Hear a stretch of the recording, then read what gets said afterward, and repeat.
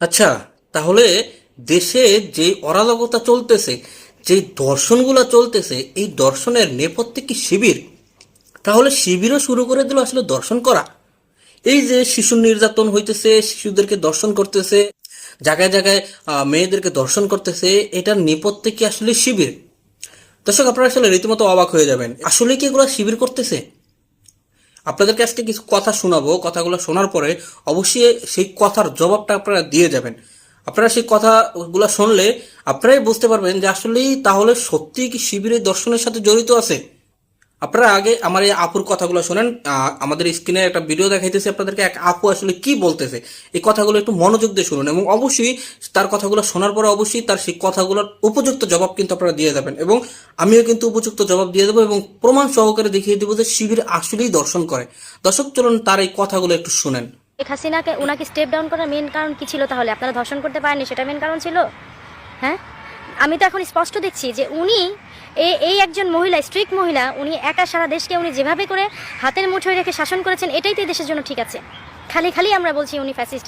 এই দেশের জনগণ, এই দেশের যে পুরুষতান্ত্রিক আপনাদের যে অন্যায়, আপনাদের যে কুরুচি, এই এক মহিলার ভয়ে যে আপনারা সবাই লুকিয়েছিলেন, এটাই তো ঠিক ছিল। আমি দেখছি ঠিক ছিল। আমার কাছে তো মনে হলো যে এখন সবাই যেমন বলছে আগেই তো ভালো ছিলাম, এটাই তো ঠিক ছিল। কি করছেন কি আপনারা? শিয়ালের দলের মতো এই সরকারকে পতন করে আপনারা জেল নাই, হাজত নেই, প্রত্যেককে ছেড়ে দিচ্ছেন। প্রত্যেককে আপনারা দেখছেন না পর্যন্ত যে তার কি ক্রাইম ছিল, তার হচ্ছে আগের ক্রাইমের রিভিউ কি ছিল, তার হচ্ছে বিফোর ছটানোর মতো লুকানো ছিল জেল হাজতে। আপনারা এখন সেই সব বের করে দিয়ে আপনারা কি করছেন জানেন? লোকালয়ে শিয়াল ছেড়ে দিয়ে আপনারা হচ্ছে মানুষের নিরাপত্তা খুঁজছেন। আপনি লোকালয়ে মানুষ খেকো শিয়াল ছেড়ে দিয়ে, নোংরা হায়না ছেড়ে দিয়ে আপনারা বলছেন মানুষের নিরাপত্তার কথা। সেটা কি আদৌ সম্ভব? এটা আপনাদের কাছে আমার প্রশ্ন। এবং সর্বোপরি নিরাপত্তার যে বিষয়টা, কেন আসি আজকে এভাবে করে রেপ হবে? কেন একজন প্রেগনেন্ট মহিলা এভাবে করে রেপ হবে? আচ্ছা, আপনারা তার এই কথাগুলো শুনতে পাচ্ছেন, তাই না? তিনি এখানে কি বলছে? যে শেখ হাসিনাকে বিতাড়িত করছে ফেসিস্ট বলে, যে যারা দর্শন করে তারা দর্শন করতে পারে নাই বলেই শেখ হাসিনাকে বিতাড়িত করছে। তিনি কিন্তু এটাই বুঝাইতে চেয়েছে যে যারা দর্শন করতেছে তারা দর্শন করতে পারে নাই দেখেই শেখ হাসিনা আন্দোলন করে শেখ হাসিনাকে বিতাড়িত করছে। এখন এই বিষয়ে আমি আসলে শিবিরকে কেন টানলাম আপনাদেরকে বলতেছি, যে শিবিরকে আসলে দর্শন করে কিনা। তো এখানে আপু কিন্তু খুব লজিক, খুব গুরুত্ব মানে যুক্তিসম্মত কিছু কথা বলছে। কথাগুলো কিন্তু অবশ্যই তার কথাগুলো কিন্তু যুক্তিযত।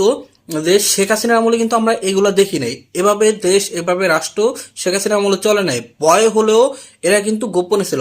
এখন শেখ হাসিনাকে বিতাড়িত করছে আসলে কারা? শেখ হাসিনাকে বিতাড়িত করছে, মূল নেতৃত্ব দিয়েছে শিবির। তাহলে শিবির নেতৃত্ব দিয়ে শেখ হাসিনাকে বিতাড়িত করার পর এখন কি সেই শিবিরই দর্শন করতেছে? আপুর কথা অনুযায়ী আপু বলতেছে যে শেখ হাসিনাকে বিতাড়িত করে এখন বিতাড়িত করছে, দর্শন করতে পারে নাই বলে। এখন শেখ হাসিনাকে কিন্তু বিতাড়িত করছে শিবির, তাহলে কি শিবির এই দর্শনগুলো করতেছে? একটা প্রশ্ন। আপুর কথা কিন্তু এটাই বোঝা যায়। শিবির এবং বাকি শিবিরের সাথে সাধারণ ছাত্ররা মিলে কিন্তু শেখ হাসিনাকে বিতাড়িত করছে। তবে মূল কেন্দ্রে ছিল, মূল নেতৃত্বে ছিল কিন্তু শিবিরের পরামর্শেই কিন্তু শেখ হাসিনাকে বিতাড়িত করার পর্দায় গেছে, এক দফা দাবিতে গেছে। এখন আপুর কথা অনুযায়ী বলতে হয় যে আসলে এই দর্শনের পিছনে কিন্তু শিবির দায়ী। তো তার আগে বলতেছি যে আপুর কথার জবাবটা যদি এভাবে দেওয়া যায় যে যে আওয়ামী লীগ বিতাড়িত হয়েছে তারা যদি এগুলা প্ল্যান পরিকল্পনা করে করে থাকে। আপনাদের গাজীপুরের মেয়র জাহাঙ্গীর কিন্তু বলছে যেই শহরে আমরা থাকতে পারবো না সেই শহরের রাতে মানুষ ঘুমাতে পারবে না। এখন সেই আওয়ামী লীগ যদি এগুলো করে থাকে, তা আপু কোন কোন কথার উপরে আপু বললো যে শেখ হাসিনার বিতাড়িত করছে দর্শন করার জন্য? তো দর্শক, এই ছিল আজকের ভিডিও। তার এই কথার জবাবে আপনারা কিন্তু উপযুক্ত জবাবটা দিয়ে দেবেন কমেন্টে। তিনি যে কথাগুলো বলছে এই কথার জবাবটা কি হতে পারে? তিনি কি সঠিক কথা বলছে? তিনি কি সঠিক কথা বলছে যে আওয়ামী লীগের আমলে এইগুলো হয় না? আওয়ামী লীগের আমলে কিন্তু হয়েছে। তো দর্শক, অবশ্যই আপনাদের মূল্যবান মতামত কমেন্ট বক্সে জানিয়ে দেবেন এবং ভিডিওটা ভালো লাগলে অবশ্যই একটি লাইক, কমেন্ট এবং অবশ্যই শেয়ার, সাবস্ক্রাইব করে আমার সাথে থাকবেন। ধন্যবাদ সকল।